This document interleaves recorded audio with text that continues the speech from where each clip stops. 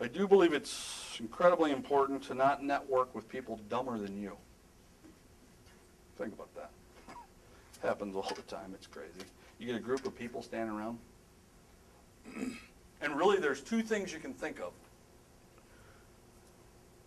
One is, if you can't find the mark in the room, if you can't find the dumbest person in the room, it's you.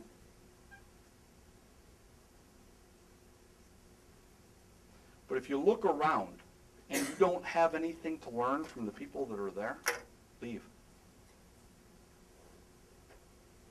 Now, I say that in jest, and a lot of times when I make those kind of, oh, that's not very people-oriented, actually it is highly people-oriented. Highly, highly people-oriented. Because the worst thing you could do is waste your time with people that aren't impressive, people that you can't learn something from. Now, many people would say, oh, you can learn things from everybody. Yeah, but in a lot of instances, I've already learned what they have to offer from someone else. So I can move on. Well, so consider that when you're hiring people. See, I like hiring people that inspire me. I like meeting a young man, and when I'm talking to him, he has some talent, some skill, some passion, some drive, something that makes me go, wow, this kid gets it. I like meeting a young lady. She's got some skill, some talent, some passion, some drive. And I can go, wow, this young lady gets it. I can learn a ton from her. I like talking to folks who have been there and done that. Older folks, this isn't their first rodeo. And while I'm talking to them, they're imparting wisdom upon me that keeps my attention. Why would you hire employees that you're not impressed with? Now, does that mean they need to be as far in their career as you? No. Does that mean they need to have all the same skills and traits you have? No. But why would you hire people that you're truly thinking are dumber than you? Why would one do that? Well, I can tell you why they do it. Makes you feel better about being you. A lot of times I see this in the industry. The best way to pump myself up is to keep you down. A lot of times I'll see folks that do interviews. And they'll do the interviews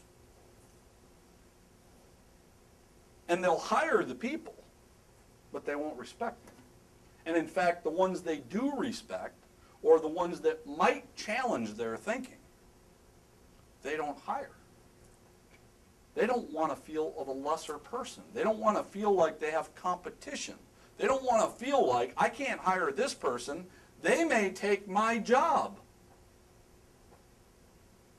So they don't hire them.